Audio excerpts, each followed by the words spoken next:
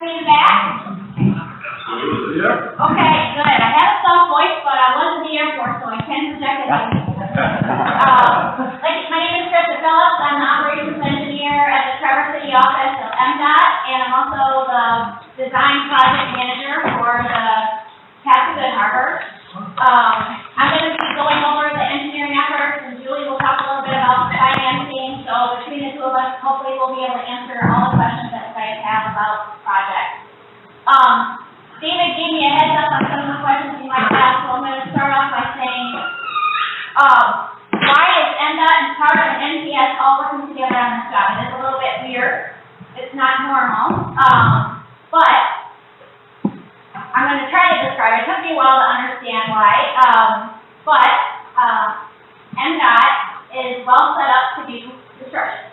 We have a whole team of people in support at Lansing to help us do environmental reviews, do construction, letting process, all of that. So back when the Sleeping Bear Heritage Trail was being developed many years ago, we at MDOT entered into an agreement with the National Park Service because the National Park Service does not have that construction side in connection to Michigan.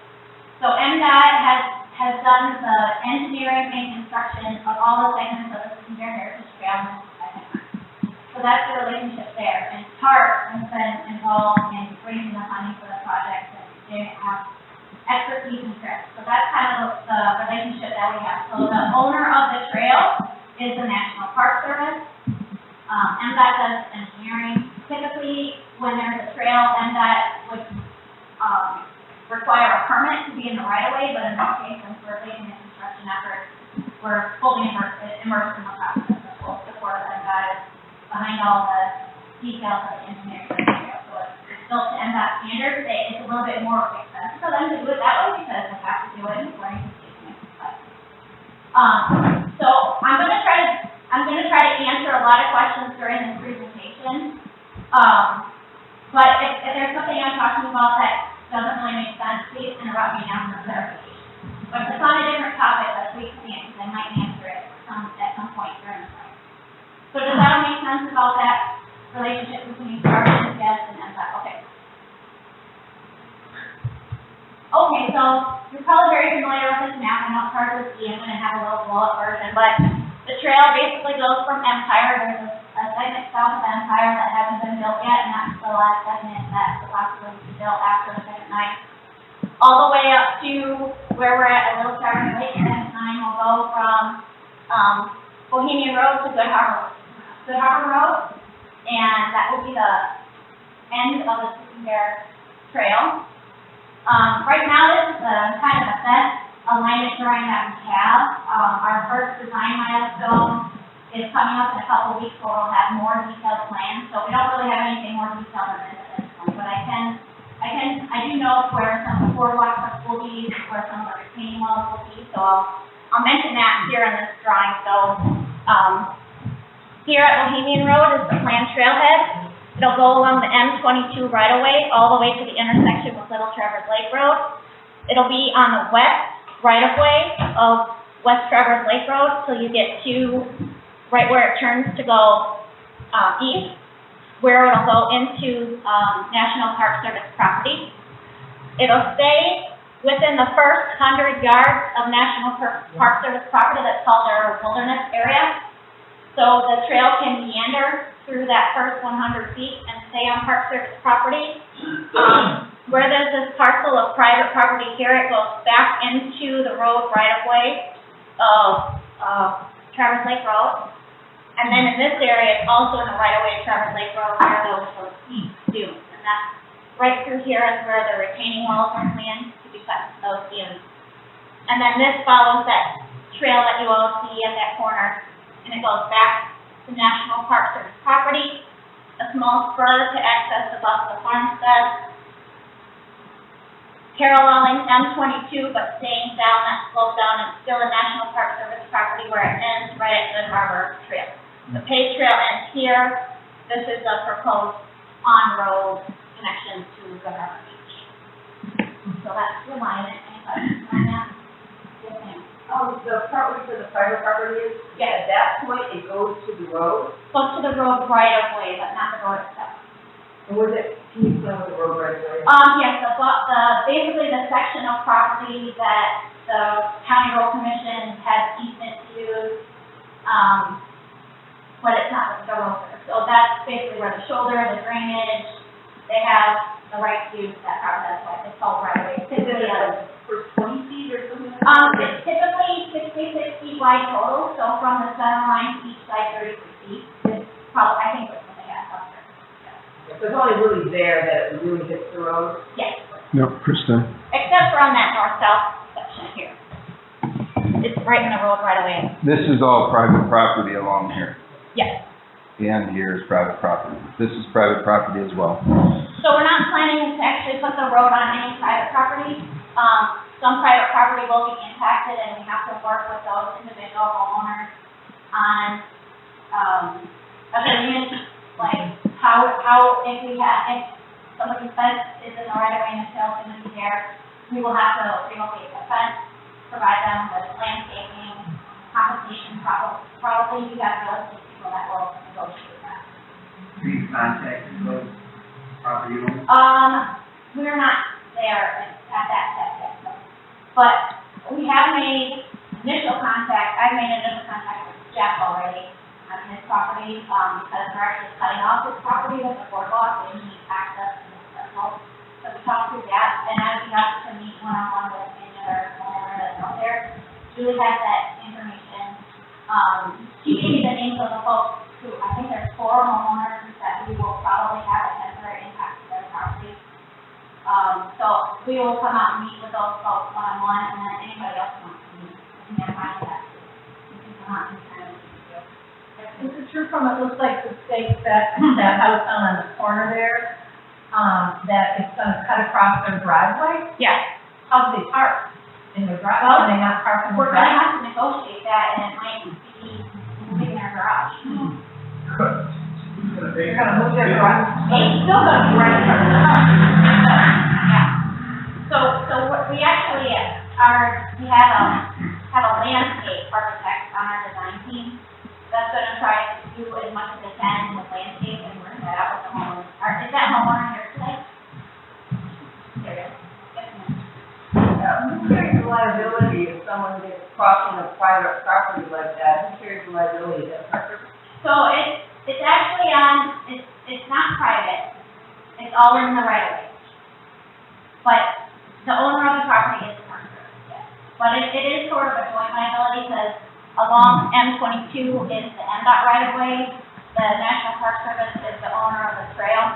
So I would say it's a joint liability, but it still is within the right of way. So their fence and landscaping is in the right of way, and, Yeah, I'm just thinking if, a little kid meanders and goes in front of a car and, that's traumatizing for the person pulling out of their private driveway. But the liability is on the Park Service or whatever, it's not on the homeowner. correct. How was the decision made to put it there instead of along like Michigan? Where there's not trees? I don't know, I don't think I can answer that question. Let's do this, if it's okay. Let's let her finish through the presentation. I think these were great questions in terms of specifics here. But let's walk through those, and then we'll have specific questions that might get answered does that make sense? Okay. We good with that? I'll remember your question, because I do, something important to find out why we can't put it out in Michigan, because of the shoreline protection, it's probably why we have to be in that 100-foot boundary and the wilderness area of Park but a lot of that was done a long time ago. But I'll try to get back to that one. Okay, so as far as the trail design, these are pictures of the Sleeping Bear Heritage Trail and other areas along the route. So this is typically what we're going to try to achieve is a 10-foot asphalt path with a 2-foot gravel shoulder on either side. We like to maintain the canopy as much as possible to have a nice shaded trail. We can meander around mature trees to try to save as many mature trees as possible. That's why we have that 100-foot buffer, so the trail can go around as needed. Also, if we found any sort of endangered plant species, or presence, then we could go around that as well. In areas where there's wetlands, there'll be a boardwalk. This boardwalk is pretty large and imposing. I think it would stand out quite a bit on the shoulder of a road if it's right close to the road. So in areas where the drop-off is less than 2 feet, we're allowed to have a lower buffer type of boardwalk. But since NTS is the owner, they'll probably be the ones making the types of decisions on what materials they're gonna be, but this is what we would recommend as far as in the areas where it's nice and low to the ground, to be less, I don't know, not too out there and imposing. So the trail is 10-foot, 2-foot shoulders, the boardwalk is 14 feet. The retaining wall design, we're gonna try to go with a natural looking one that can maybe grow plants and nice and not look so constructed out there, but, that's still to be determined at this point. So this is our schedule. In May of this year, we awarded a contract with, the design consultant and got hired OHM to do the design. The funding for the design came from Department of Park Service. They transferred the funding to MDOT, and all our time that we spent on this project is charged to that funding that they gave us. OHM is paid by that money too, but MDOT has a contract with them. Park also has a contract with OHM for freelance planting, and I don't know exactly what that relationship is, but with for this design, OHM reports to MDOT. Our base plan milestone, which is about 30% design, is due next week to me. I'm gonna review it. We'll have a big review meeting at the group, and a lot of things take place at that meeting. The next milestone after that in November is the preliminary plans. That's typically when we will come with a public meeting to give you more details on the design.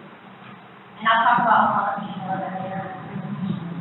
The final plan, pre-final at 95%, will come in February. And then at that point, if all the fundraising is done and the money is there, we can proceed to letting, starting with starting construction next fall, and then probably completing that construction in the, spring and summer of 2025. So that's our schedule. If the money's not there, then we can sit on the project and wait till it is there, and then that's scheduled. So this is what we've done to date. We've got the design survey done. You guys have probably seen all that. The stakes are out there. There was an archaeological survey done by MDOT. They found one small, what they called a rim, which was a piece of clay, but may have been something. So what they did was bury it somewhere else. And that's what it was. They have done an early season threatened and endangered flora and fauna species survey. They did find one thing, which I'll tell you about on the slide, and they have one more survey coming up in the late season. So that's how they identify if there's any threatened or endangered flora and fauna through the survey. So you may have seen the first group out there. The second group will be coming probably later in August. The wetland boundary survey is done. We had a pre-permit application meeting with Eagle, and what's still ongoing is coordination with the Little Knob County Road Commission, because West Charter Lake Road is the County Road Commission road. We need to work with them on the Shelter Creek culvert crossing. We're going to be working with them on possibly realigning the western intersection of West Charter Lake Road, shifting the intersection with M22 about 10 feet to the east, so that the trail turn there doesn't have to be so tight and right next to the road. So quite a little bit more buffer between the trail and the road there. And so that distance, because we're moving 10 feet, it's about a 400 feet reconstruction of West Charter Lake Road to get it back to the regular lane. So at the 60% review, when we have a public meeting, we'll be able to see exactly what that looks like. These are the permits that will be required to get for this project: a stream permit, a wetlands permit, a floodplain, and a critical new area permit. Yes, sir. I'm sorry, could you go back to that, you're moving the intersection between Traverse Lake Road and N22. Is Yeah. that what you're saying? You're Yeah. moving it to the east? Yeah, about 10 feet. Because why? Could you explain that again? Because we're trying to stay in the right of way of M22 and Traverse Lake Road, it's really tight for a trail turn. A 90-degree trail turn is very, very tight. And with the amount of space we have there, the trail would be almost right up next to the road. So in order to have a smoother trail transition and more buffer between the road and the trail, we're moving the road a little bit, so we have more room for the trail through there. But won't that make the turn from M22 then for cars even worse? Because if you're moving it to the east, you're gonna have tighter than a 90-degree turn to get back in there. You're gonna Yeah, take over so some land, right? that's why we have to realign the road about 400 feet to the north, so it's not as tight. So it's still a smooth transition for drivers and the trail. All right, let's continue. Isn't that private property? No, nothing is on private property. Okay, so all of those permits can be submitted into one joint application to Eagle. That process is, and that will be the applicant, because we'll be the ones that enforce the permits during construction, but the owner will be the National Park Service. We'll submit those permits at the end of 2023 when we have our 60% plans ready. That's what they like to see, so some substantial plan completion, we'll be able to provide those drawings to them. For permits with anything more than what they determine is a minor impact, which if we're going into critical business, it will not be a minor impact. Eagle will provide a public notice with a 30-day public comment period, and they're very good at targeting the property owners that are affected by it. And if you don't hear about it, we'll definitely be communicating with your association leadership about it. I'm sure you'll have a chance for that 30-day period to comment. If there's substantial comments, they're going to do what's called a public hearing. So because of that process, it can vary. Approval can take 3 to 6 months for the legal permit to get finalized. So that early season environmental survey, they found a lot of invasive species, which they're recommending we treat for. So that's something I have to dig into. They want to try and control invasive species. But they did find, I think they want to, did they go with you, Jeff, on your property? They found something that they think is called cut-leaf water parsnip. You and Jeff, I think they went into your private property with you. I don't think they found it in the road right away, but they found it back on his private property in the cold water spring. So they haven't confirmed it, but they will confirm in the late season to see if that's there or not. Something we have to do, make sure that we protect that in our project. So that was the only thing they found surprisingly, but they had also done that prescribed burn on the western end. So there are some things that they are looking for in the late season. So I'll have more information for you on the late season when that comes up. But the plan is if we run into things like that to avoid. So we can change the alignment of the trail to avoid any threatened and endangered species so that we lessen the impact of that. Okay, we already talked about that realignment of Traverse Lake Road, and then the Shoulder Creek culvert, Cleveland Township did a nice study on that culvert. So we have a good recommendation for what is the recommended size. The culvert that's there now is eroded. It's not adequate.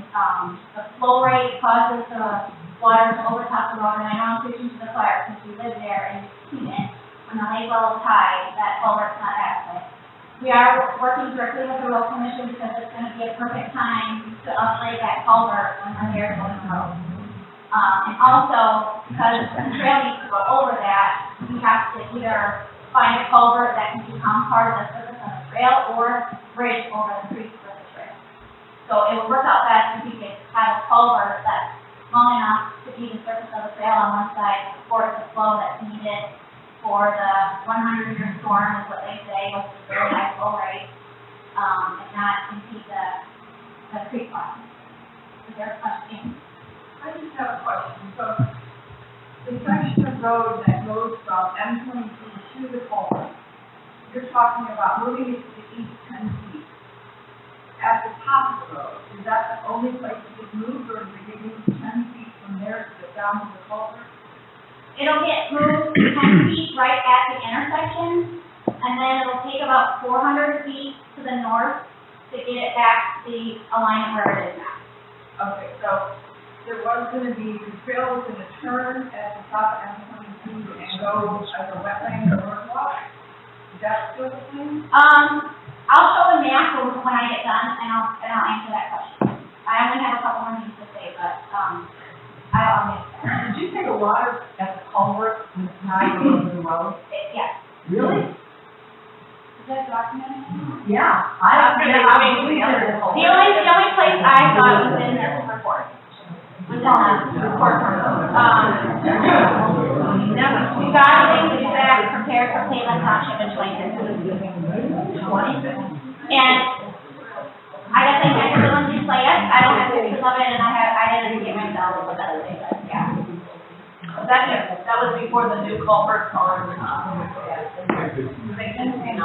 Yeah, they looked at that color. All right, can we have her finish the presentation, please? Okay, yeah, that's actually, okay, so let me go back to here to explain. Okay, so here's the Shelter Creek culvert. 400 feet is about right here. So that's where the road will be realigned shortly back to the alignment. When it makes this turn, it goes back into park property, and that's not wetland. This is wetland here, and that's boardwalk. This is all asphalt trail. And then there's sections of wetland in this area that will be boardwalk as well. But everything else is asphalt trail or it's not wetland. Does that answer your question? So you're saying it will be boardwalk from the top of 22 where it turns that sharp corner? It leads to the creek, if not a little bit beyond the creek, but I don't think right at the corner. This section here will be boardwalk. And then there is some boardwalking over here as well. So those are the two sections of boardwalk, here and here. Can you, Krista, maybe give people the insights that you have, or where you're at in the stage of looking at the critical dune area? So the critical dunes are right over here. We have to do a lot of calculations on what height of retaining wall will be required. So basically you cut down the dune, make a flat area for the trail, so it'll be a wall, a trail, another wall for the road. That's basically what it looks like. So the trail's up a little bit higher, and there's retaining walls supporting the dune on two sides. The height of the wall is what determines the design of the wall, and that's what we're still figuring out the details of right now. Do you have any idea how? I don't know how high. This one's pretty close to the road right there, so. How far, if you have a retaining wall, how far up the hill do you have to cut that tree? I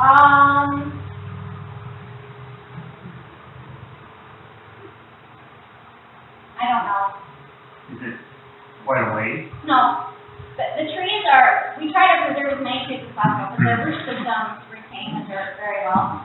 So we actually try to work with the trees that are there and find the best spot for the wall. So where that flat part is, we can move that depending on basically the trees and the geography. Because we do have, with it coming to the right of way right here, we can't go all the way back, or not that far, but super far back, but we can go within that 100 feet, find the best spot. Should I let Julie do the budget update? Yeah, let's, just a question on the permitting that's helpful. Is the more specifics on the designs, will that something that can be available to the public? Yes. Or what's that process look like? So when we're at 60% is when we'll have a public meeting. We'll probably have it here, because this is a good convenient place for everybody. We'll have the OHM design team here, we'll have the plans here, we'll have some design details. At that point, we should have a design picked out for the boardwalk, the retaining wall, the alignment, the exact alignment, because this is preliminary. So you're thinking that maybe this winter, is that when you're looking at the Yeah, we'll public have meeting? 60% this pleased in that meeting because it's curious, the timing of it, that's winter when a lot of people aren't here. Oh, We had, okay, we can do it. Yeah, I didn't think about that, ma'am. I mean, that whole, your whole timing is when most of the population comes to the lake. Okay, in this year. it wasn't intentional, it just happened like that. I'm sorry it happened like that, but we will see it. Is there a reason why Little Fairwood Lake Road is not on this map? It is, it's just covered by this red line. This is the exact alignment of So, Traverse Lake Road. are you really saying that the entire Little Traverse Lake Road on the backside is within the easement of the road? So from the center line of Little Traverse Lake Road to the north, or to the side, 33 feet, that's all county right of way. But this trail is only in the right of way right here. And right here. The rest is in this 100-foot wilderness border of the dune. Okay, Yeah. now, you're gonna, that probably is gonna affect utility poles. Are you Yeah. planning to go underground? Utilities?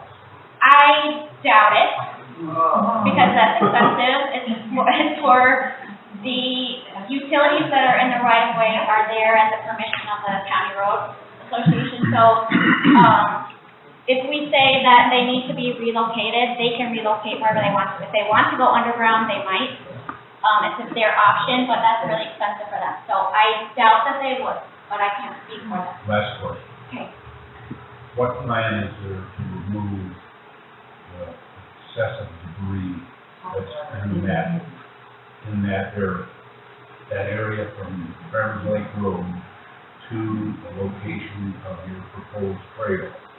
Is a buffer of crisscross trees that are unsightly, dangerous from the fire standpoint, and need to be addressed. How is that addressed?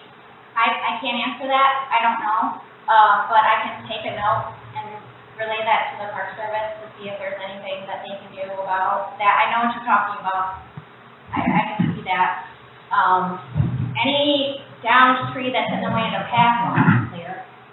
But I don't know if that's part of their management, that they have to leave down trees. I just don't know. I don't have that expertise, so I'll have to pass it on to the. All right, let's shift, Julie, if you don't, No. You allowed for other questions, I just have a question for her. That's Yep. all right. First, I just want to say I appreciate you coming and explaining these things to us. It really means a lot, and the presentation is thank you. But I also just want you to have a chance to confirm that all this area will be voted and continue to be viewed as voters. And there are, like, I hope you all will look for the trail down view that is back in there, and other things that might be, didn't show up earlier and that will. So I personally can't guarantee you that because it's not my property, but I can tell you that that's the direction that we've been told by the National Park Service. To keep, preserve as much trees as possible, minimize environmental impact to the minimum amount possible. I mean, putting asphalt down to the forest will have environmental impact. The EA found no significant impact, but it didn't say no impact. There's definitely an impact. But I mean, the whole area is still going to be deemed the wilderness area. Yes.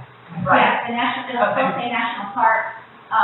That first 100 feet stays wilderness, and then the rest of it is called Lake Shore, which is why I think getting a trail to the Lake Shore is basically impossible.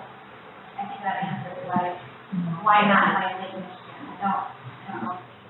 all right, Julie, would you mind giving us the budget? And we'll have more for questions. I'm just trying to be sensitive of time and information.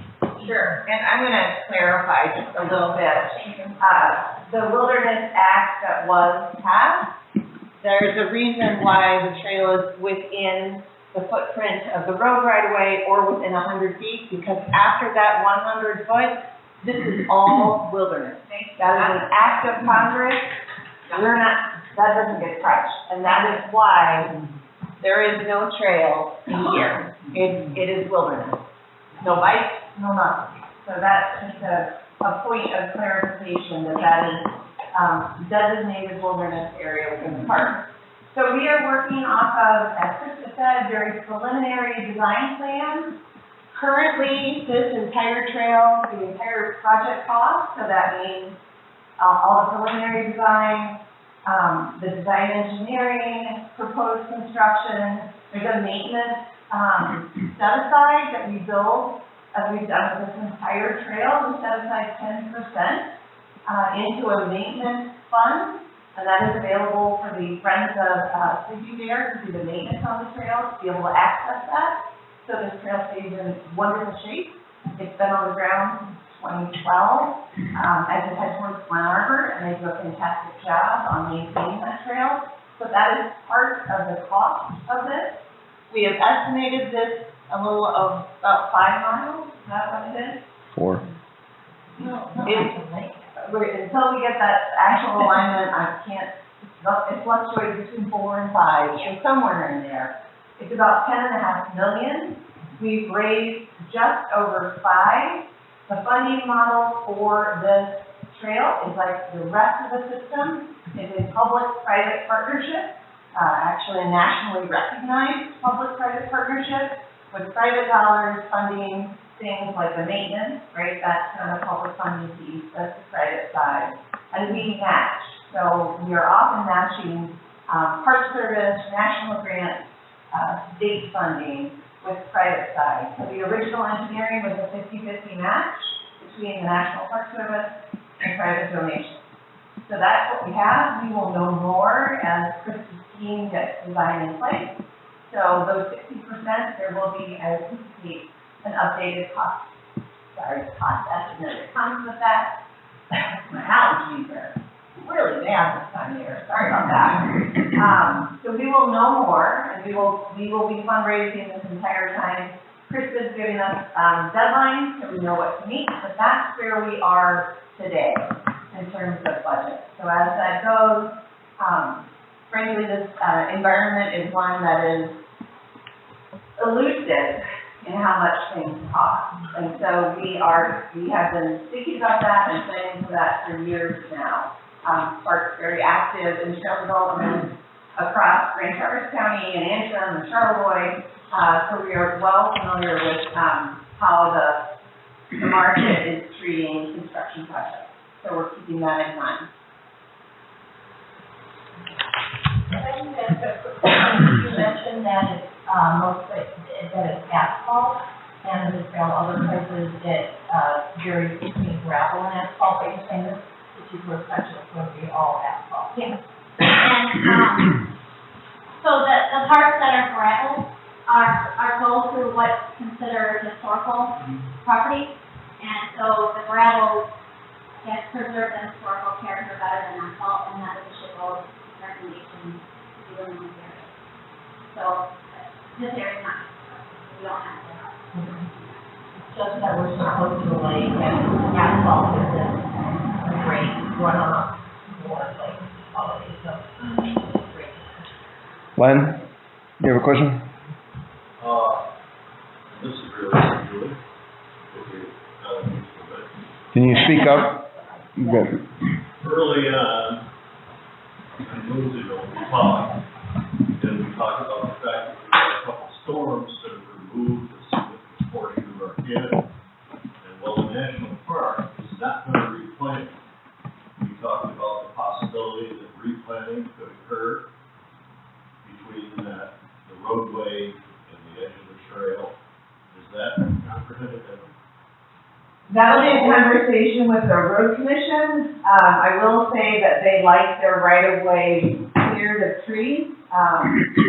It's easier for maintaining them, but we are having continued dialogue with the road commission. So whatever landscaping Krista mentioned, part of that funding is we've been working with landowners and will continue to. So if there are landscaping opportunities where trees can be planted, we will certainly explore those. Part of the reason we're actually excited about the decision to move and realign that entrance between M22 and Traverse Lake Road, it gives us an opportunity to work with that landowner to provide some additional buffer because that was such a tight squeeze between the private landowner and the trail. So it gives us an opportunity to incorporate landscaping along there. But that'll be a conversation with the road commission, for sure. Kristen? Just a car question. It looks like the trail ends there, but you are a car person, so you do, trails all over northern Michigan. Is this really going to be one section of a continued trail that will go from southern Michigan all the way to northern Michigan? So it's just one leg of a long connected trail, so many people could go, We hope so. Now, how that looks, whether it's separated trail or better shoulders, our goal, right, is to have anybody who's able or not able, even anybody ages 2 through 82, to be able to ride and bike safely from their home.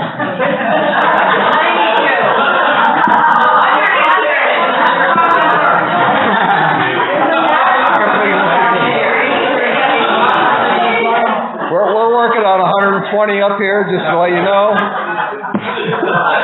get to the Mediterranean. Let's just say it's 120.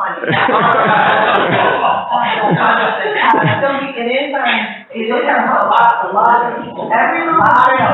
This is what we know people from Maple City want access. How that looks, I couldn't tell you now, but the vision is, one day we want the Leelanau Trail, the Sleeping Bear Heritage Trail to connect. One day we want Betsy Valley to connect. So yeah, that is the goal, that everybody should be able to leave their home and be able to safely get outside and get active. if they're gonna study, because you're talking about environmental impact, how many trees are gonna come down? I knew I was gonna get that question. And I don't know. I think we have to clear a minimum of 14 feet, right, of something, but it'll probably be wider. The impact of the trees will probably be a little bit wider because of construction equipment. So I'm guessing about, what's that? We were 25 feet to be able to bring all your Yeah, 20 to equipment 25. 20 to 25 would be clear, Yeah. and then the And then, equipment. right. Okay. And then, I thought of a better answer to your topping the road with the water question. And I think I remembered the report wrong. They were looking at the 100-year flood and said at the 100-year flood, it would top the road. Not that it did top the road, I apologize. So right now, the flow through that culvert is about 50 to 70 cubic feet per second. A 500-year flood brings that to 500 cubic feet per second. That's about right. The largest, I guess, on record that they measured through there, storm-wise, is 100 cubic feet per second. So 500 is a big thing, but big things keep happening in our climate state. So when we have to go ahead and fix the culvert, they design it to the 100-year flood. So it will be able to accommodate a flow of 500 cubic feet per second. Will that change the level of our water now, because it's already in low? Water level is a very complicated thing. We know that the water is already flowing now, 50 to 70 cubic feet per second constantly. Per second is already flowing, and we don't want to impede that. It is being impeded right now. You can see by the erosion that's already. If you go out and look at right by the edge of the culvert, how it erodes around in these roads, and it undermines the dirt, and eventually it'll get to the road and start undermining the road. So it's a safety concern to not have a culvert that's preventing the flow. The best thing to do is to keep the natural flow of what it wants to do anyway. We're not going to change the geography of the lake and the river. We do a 3-sided box culvert and keep the stream bed the same where it wants to go and just not impede it. So I don't think we're not doing anything to design lake levels or anything like that. It's just keeping them flowing. So a new culvert won't necessarily lower the lake level and help people who have high water, is what I'm hearing. It will let the river flow how it wants to flow. But it's not doing that now? It is impeding it a little bit now. So I don't know if it'll help or not, but I don't think it's gonna solve anybody's lake level issue. No. Okay, there are other ways to do that. Can you address the parking, where people can park with their cars? For the trail? And how much distance between the parking? So there's a flat parcel of land right here that's the trailhead parking lot. It's being designed for 10 cars, and it's a gravel surface. Pretty small. And then what's the distance to the next parking lot? That's, you know what the trailhead is? It'll be Good Harbor Trailhead. We are not proposing Buckshot as a trailhead, though you can park there. But we all have been, maybe you haven't, but if you haven't been in and out of the Buckshot Farmstead, it's a really difficult sight line. So we don't want to encourage that as a busy trailhead, but people can certainly park there to access the trail. The next one would be Good Harbor Trail. Which has how many spots? Can we do 2 more questions, maybe? Just hang on, there was one back here that hasn't asked one yet. I have a follow-up on the parking question. Is there gonna be any way, we have a pretty narrow road, curve, and then you've got to factor in avoiding big potholes in there, but, you know, I digress. Is there any way that we can, I'm glad that, you know, there's biking availability, but to prevent parkers, because, that's gonna be a real danger, for us. We live on the road, we walk on the road. Yeah. And people then park and they don't, you know, I've seen it already, that people don't care. If they're here, they're on vacation, and they park and they take up 5 feet of our road. Okay, thank you for bringing that up. That's something that we can bring up to the Lebanon County Road Commission and see what we can do about that. Thank you. Yeah, thank you. All right, yes, ma'am? So we can understand the process. Under what conditions would the preliminary drawing potentially be changed? Could they potentially be changed? Well, they can be changed at any point before they get turned in, or final turn in and get the contract and award and so on, they can change. And what would it take for that to happen? I guess convincing National Park Service to change, like, are you talking about changing where the trail is gonna go, or? Not necessarily changing, making, boardwalk versus on the road, and just as, and when you talk about having a Q&A in the winter, what, is that Q&A really just informing us, or is that Q&A allowing for input that could potentially impact the trail? It's both. If the input is something that's within our power to change, that's great. If it's something that requires a lot of redesign, we'll have to talk with the National Park Service because they're kind of the decision maker in the process, because they're the owner maintainer. So the National Park Service is the ultimate decision maker in this process? Yeah. Would you say that?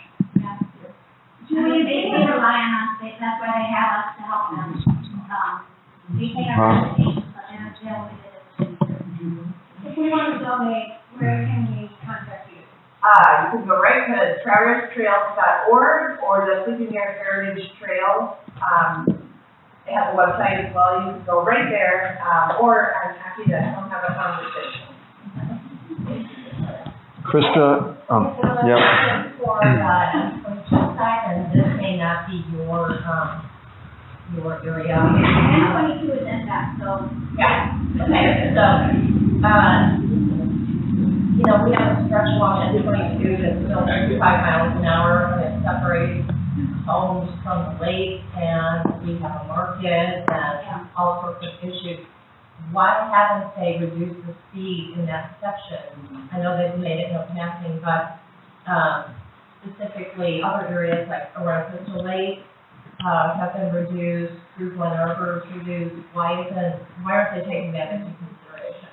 So, they is me in the situation, because I do operations with the police, speed limit, traffic signals, all that stuff.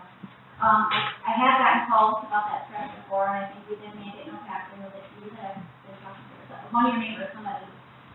It's very, it almost takes an act of law to change the speed limit, because of the way that there's certain things in the law that, no parking, traffic signals, stop signs, and speed limits are all legislated.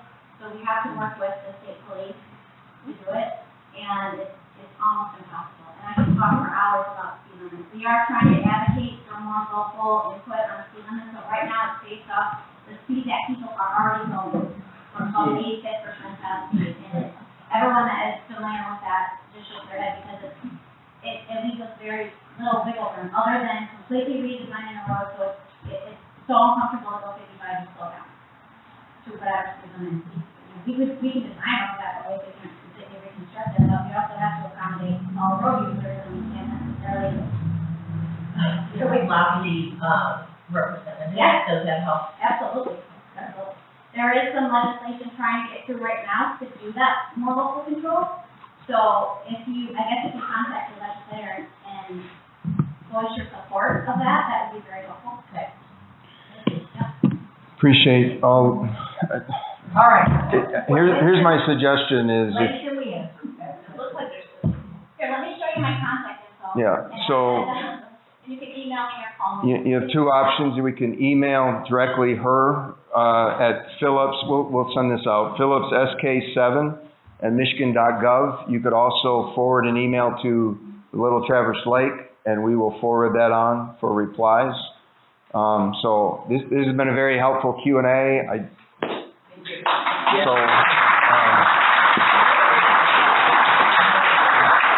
So Julie and Krista, we thank you for the details.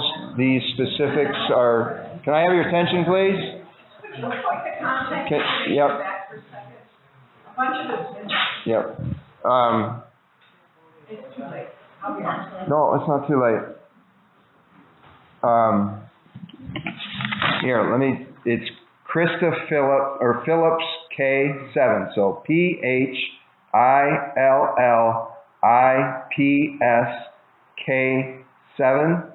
PHILLIPSK7@michigan.gov.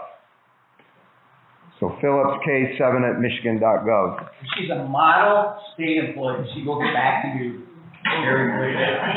So just one last thing. Thank you for your information. Just Krista, thank you for your information and the details. So this is something that's really helpful in terms of details and information. And I'll give you an indication of the questions I've got that I can't answer. So just to indicate how many people have concerns or interest about learning more about the critical dune area and the retaining walls. So just an example, people are trying to find out information.